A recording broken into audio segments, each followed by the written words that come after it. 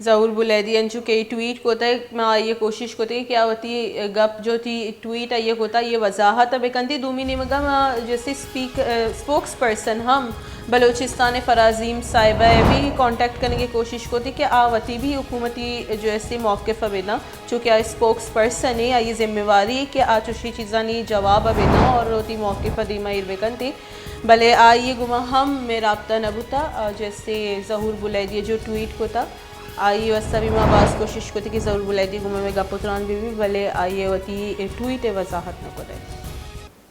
Senior सहाफ़ी तज्जियाकार इधर गता में गुमा लाइन सर मौजूद है आइए बिलाल डार आइए गुमा गपुत्रान करें अस्सलाम वालेकुम डार साहब। जी वालेकुम अस्सलाम। डार साहब 124 मिलियन यूरो जो है वो एम्बेसडर लेकर आई क्वेटा और इमदादी जो है काम के लिए, लेकिन वज़ीर आला की उनके साथ मुलाकात नहीं हो सकी। 4 दिन में वो जो है कुछ वक्त भी उनको नहीं दे सके। जबकि अगर ट्वीट देखें तो वो ज़हूर बुलैदी साहब की बात माने कि वो सो रहे हैं या हम फराजीम की बात माने कि वो 2.5 घंटे सोते। बहुत ही मामला पेचीदा होता जा रहा है कि सोते कितने वक्त के लिए हैं जो हमारे वज़ीर देखें आला। ज़हूर बुलैदी साहब एक बड़े पढ़े लिखे समझदार सुलझे हुए और नाप तोल के बात करने वाले एक सियासतदान हैं। जो सीएम साहब की तर्जुमान हैं फराज साहबा, मेरा ख्याल है वो ये कहना चाहती होंगी कि सीएम साहब 2.5 घंटे जागते हैं और बाकी घंटे सोते हैं, तो वो शायद उन्होंने स्लिप ऑफ टंग की वजह से उन्होंने उल्टा कह दिया होगा। तो वो गलतफहमी से उन्होंने कुछ ऐसी बात कह दी कि जी वो 2.5 घंटे सिर्फ सोते हैं। बाहर कैफ ये वाकया बड़ा ही इम्पोर्टेंट है। मैं ये समझता हूँ कि अगर ये वाकया हकीकतन में दुरुस्त है तो ये इससे बड़ी बलूचिस्तान की बदकिस्मती कोई नहीं हो सकती जी कि सूबे का वज़ीर आला घर में सोया हो और कोई बाहर से खुद पाकिस्तानियों की बलूचिस्तान के मजलूम आवाम की हालत ज़ार देख के कोई खुद से, और वो भी बैरूनी दुनिया का बाशिंदा हो, और वो खुद से इंसानियत के नाते एक इतनी बड़ी इमदाद दे के आए और सूबे का सरबराह सोया रहे और वो इसको रिसीव ही ना कर सके और वो फिर एम्बेसडर वापस चला जाए। अगर तो डार साहब अगर हम अपनी सोर्सेस की देखें उनकी तरफ से जो खबरें आ रही हैं कि सेक्रेटरीट में जो है उन्होंने 4 दिन इंतज़ार किया, फिर खेतरान साहब ने जाके उनसे मुलाकात की और उनको बताया कि जो है वज़ीर आला इस वक्त मुलाकात करने के काबिल नहीं है, उनकी तबीयत या जो भी है उन्होंने जो भी वजाहत तो ये की नहीं गई और बताया भी नहीं गया कि इस तरह से एम्बेसडर आई है, ना कि मीडिया में इस बारे में कोई गुफ्तगू की गई। और ना ही अगर हम देखते हैं कि जो फराजीम शाह साहिबा हैं उनकी बड़ी ख्वाहिश थी कि मैं बाहर जाऊं, मिलूं, प्रोजेक्ट्स लाऊं, जो प्रोजेक्ट्स दरवाजे तक आई है उनके तो इन्होंने वेलकम नहीं किया। तो मकसद सिर्फ बाहर बैरून मुल्क दौरे करना है। देखिए सरदार खेतरान साहब जो हैं उन्होंने तो बड़ी जिम्मेदारी का सबूत दिया और सरदार खेतरान खुद चले गए और उन्होंने जाके उस डेलीगेशन से मीटिंग भी की और वो इमदाद रिसीव भी की। जारी बात है सरदार खेतरान साहब के पास इमदाद रिसीव नहीं हुई डार साहब, वो अपने पैसे लेकर वापस चली गई है। मतलब उनसे जो उनसे मिले और उन्होंने कोशिश की, लेकिन अब बात यह है कि सीएम साहब का जो रवैया है रोजे अव्वल से हम देखते हैं सैलाब ज़दा इलाकों के हवाले से वो बड़ा मायूस कौन है। फॉर एग्जाम्पल सीएम साहब जो हैं वो आज तक तो वो खुद नजर ही नहीं आते, कितने अरसे से वो सैलाब ज़दा इलाकों में गए ही नहीं है। आखिरी दफा मुझे याद नहीं पड़ता कितने माह पहले वो गए थे। तो वो तो उन्होंने तो बल्कि प्राइम मिनिस्टर पाकिस्तान से भी ये रिक्वेस्ट कर दी कि बराए मेहरबानी आप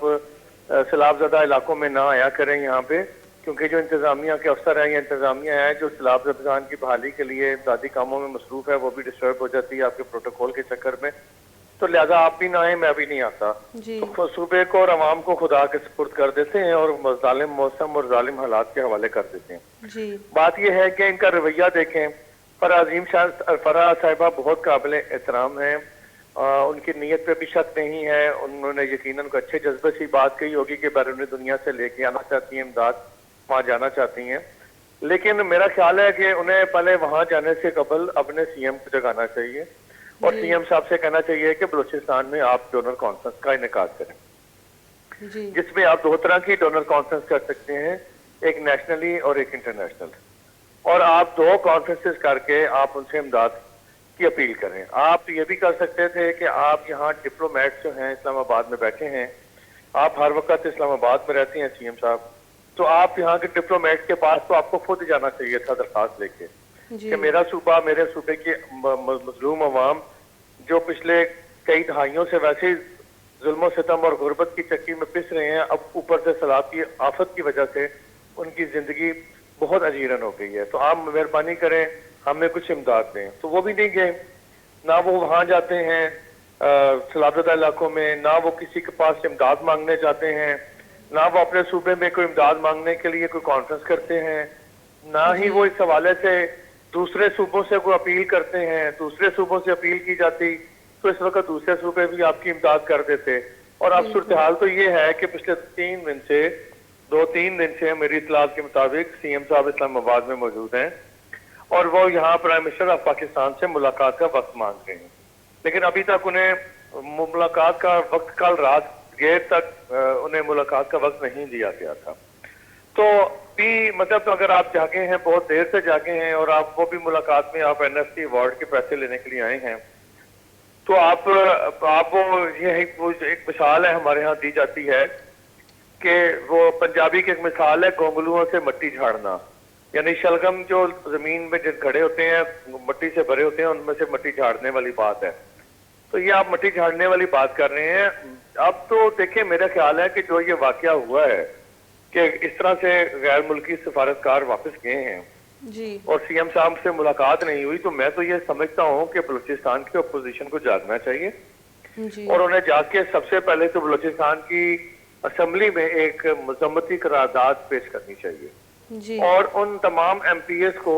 चाहे वो किसी भी पार्टी से हैं, चाहे वो हुक्मरान जमात से हैं या हुक्मरान इत्तेहाद से हैं,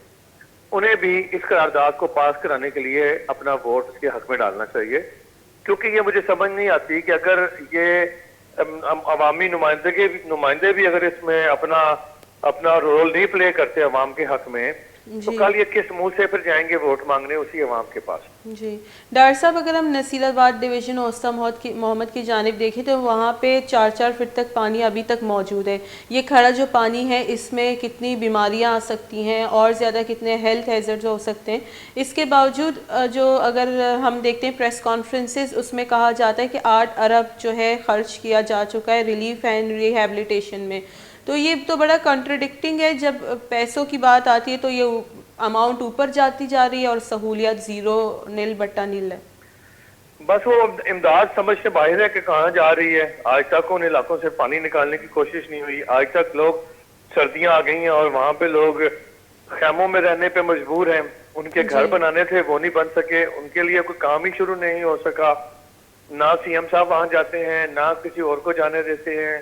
ना वो कहीं और से पैसे लेने जाते हैं और जो घर आई इमदाद है उसको भी वसूल नहीं करते।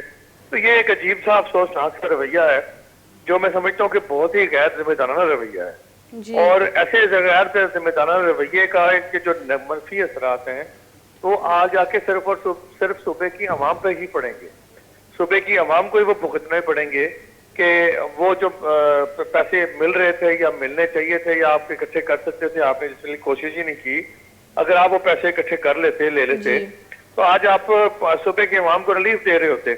तो आप तो उस तरफ गए ही नहीं है रिलीफ की तरफ। आपकी तो कोई हमें ऐसी संजीदा कोशिश भी दिखाई नहीं देती कि जिसमें आपने अपनी पब्लिक को, अपने इलाकों को मसाइल से निकालने की इस तरह की कोशिश की होती है, इस आफत से बचाने की कोशिश की होती, निकालने की कोशिश की होती। तो अब जो सर्दियां शुरू हैं और बीमारियां फैल रही हैं उन इलाकों के अंदर, तो जो कीमती जाने खुदा न खास्ता ज़ाया होंगी, उनका मैं समझता हूँ कि सारा के सारा उनकी जानों का ज़िया का जो गुनाह है वो इन्हीं जिम्मेदारान पे आयद होगा कि जो कुछ नहीं कर रहे। जी डॉक्टर साहब, जैसे कि आप गुनाह की बात करें, एक दूसरा हिस्सा भी इस ट्वीट का है जो ज़हूर बुलैदी साहब ने किया है कि जो ये हुकूमत लाने में मेरे साथ, उनका कहना था कि मेरे साथ जो इस गुनाह में शामिल है, हम सबकी गुनाहों की जो है मग़फ़िरत के लिए दुआ की जाए और अल्लाह करे कि वो हमारी मग़फ़िरत हो जाए। इनकी सियासत भी कुछ समझ में नहीं आती, एक शोशा छोड़ते हैं और फिर गायब हो जाते हैं, या इस तरह की ट्वीट, या ये एक ब्लैकमेलिंग के ज़मरे में नहीं आ रहा? नहीं, देखिए, अगर वाकया सच्चा है और उसको अगर वो अपने ट्वीट के जरिए उसको पब्लिक के सामने लेके आए हैं तो ये कोई बुराई नहीं है। सोशल मीडिया का तो इस्तेमाल खुद सीएम साहब भी करते हैं, उनकी टीम भी करती है। जी तो अगर उन्होंने किया तो वो भी कोई बुरी बात नहीं है, तो लाना तो चाहिए हर चीज को सामने। तो अपनी अपनी एक पॉलिसी भी होती है, अपनी अपनी सियासत की अपनी अपनी सोच हिकमत अमलियां भी होती हैं। तो अगर उन्होंने झंझोड़ दिया है इस ट्वीट के जरिए और जो बलूचिस्तान के इक़्तिदार पे बैठे ऐवान हैं उनको उनके दरो दीवार को हिला दिया एक ट्वीट ने, तो मैं ये समझता हूँ कि उन्होंने अपना हक अदा कर दिया है, क्योंकि उस ट्वीट के जरिए बलूचिस्तान की पूरी अवाम को क्या पूरे पाकिस्तान को पता चल चुका है कि ये वाकया हुआ है और इतना बड़ा दिल खराश वाकया हुआ है कि कोई इमदाद लेके आया और आप मिले ही नहीं। बिल्कुल और सर, सिर्फ ये इस कमीशन के साथ नहीं किया गया, ऑस्ट्रेलियन कमीशन जो आई थी उनको भी वक्त नहीं दिया गया और वो भी इनकम्प्लीट जो मुआहिदा हुआ या इनकम्प्लीट जो भी उनका हुआ प्रोसेस वो भी इसी तरह वापस चले गए, उनको भी मुलाकात का टाइम नहीं दिया गया। जब वज़ीर आला ख़ुद किसी को मुलाकात का टाइम नहीं देते तो वो कैसे एक्सपेक्ट कर रहे हैं कि वहाँ पे जाके इस्लामाबाद में उनको वज़ीर आज़म शहबाज शरीफ वक्त दे देंगे। बहुत बहुत शुक्रिया डॉक्टर साहब, आपने अपना कीमती वक्त हमें दिया। आंचुके शुमारा ये नुकतरी हाल सरकुदी के ज़रूर बुले दिए नीमगा शे जो कि पिछले के सूबाई वज़ीर अजाना हम बुता आइए ट्वीट को था कि यूरोपियन यूनियन है जो एम्बेसडर है आइए 126 मिलियन यूरो है जैसे इमदाद ज़रूरत का बुता सैलाब मुतासरीन आनी हारे आमाची मर्दवानी को मके वासा भले 4 रोज़ आई सेक्रेटरी इंतज़ार को भले आइए पद हम आइए वाहक दैग नबू 4 रोज़ आई इंतज़ार को आई पदावती इमदाद वती कोमक वती ज़र ज़रूरत वापस।